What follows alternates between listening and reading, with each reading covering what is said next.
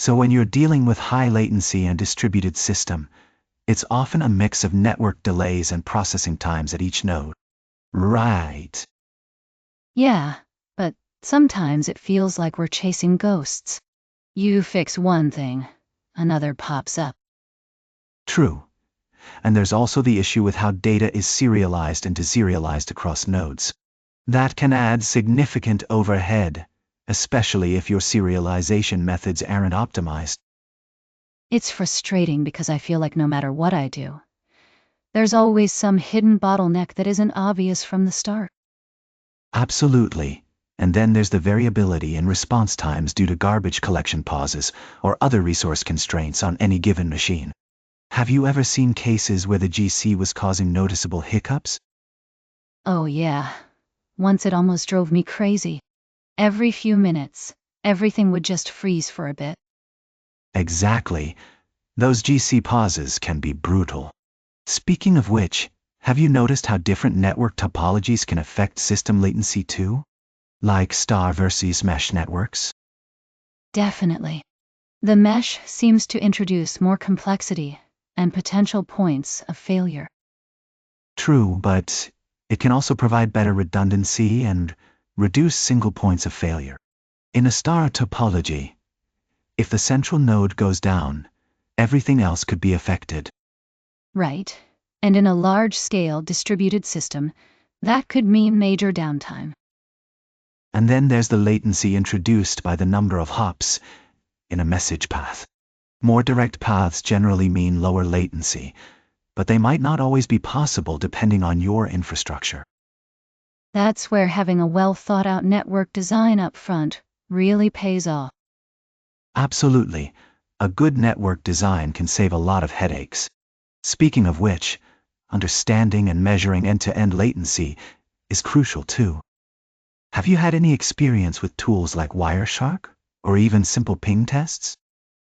Oh yes. Wireshark has been invaluable for pinpointing where delays occur. Ping tests are great for basic checks but don't give the full picture. True.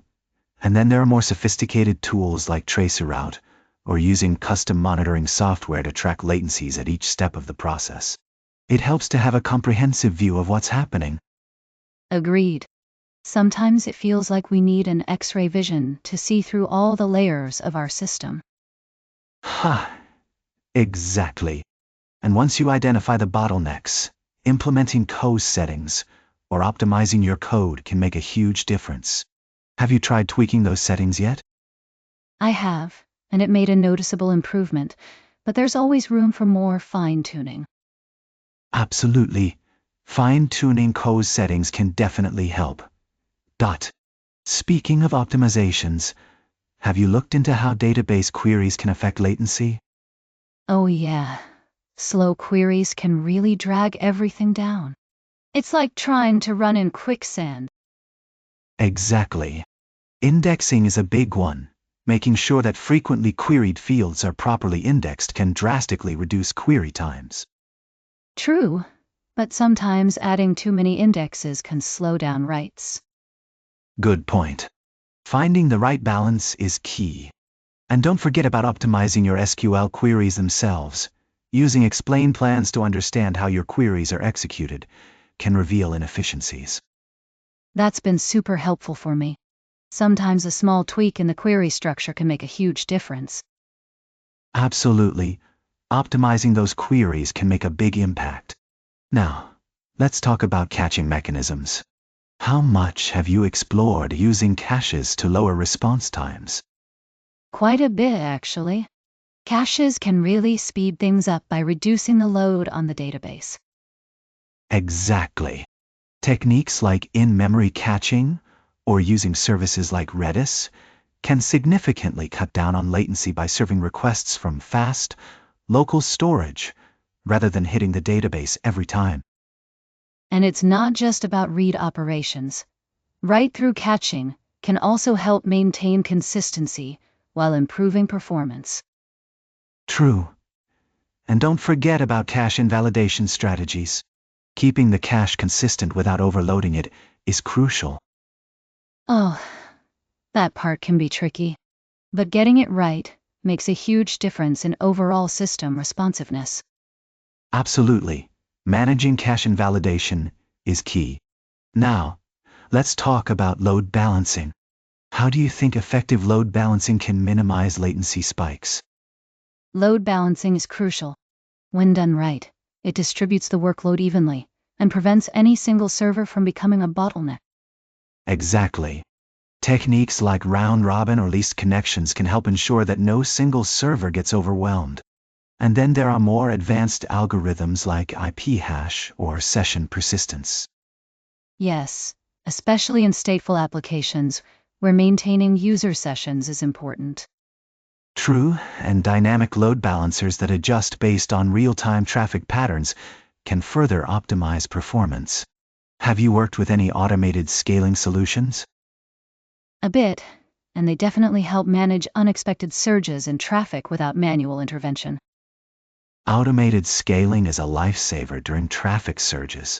Speaking of which, analyzing log data can also be incredibly useful for troubleshooting latency issues. Have you dug into logs recently? Oh yeah, logs are gold mines of information. They help trace where delays might be occurring. Absolutely. By looking at timestamps and event sequences in the logs, you can pinpoint where the system is slowing down. It's like detective work. Definitely, especially when you have to piece together events across multiple servers. And using tools like Elk Stack or Splunk can make log analysis much more manageable by providing visualizations and alerts. That's true. With so much data, having those tools really helps streamline the process. Tools like Elk Stack are great for log analysis. Now, let's talk about profiling tools. How effective have you found them in analyzing latency? Profiling tools are fantastic. They help identify hotspots and inefficient parts of the code that contribute to latency. Exactly. Using tools like New Relic, or even built-in profilers in IDEs, can give you detailed insights into function call times and resource usage. And it's not just about finding slow functions.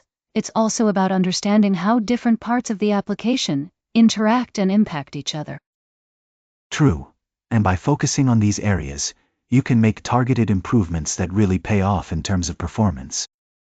It's like tuning an engine. Once you find the right spots to tweak, everything runs smoother.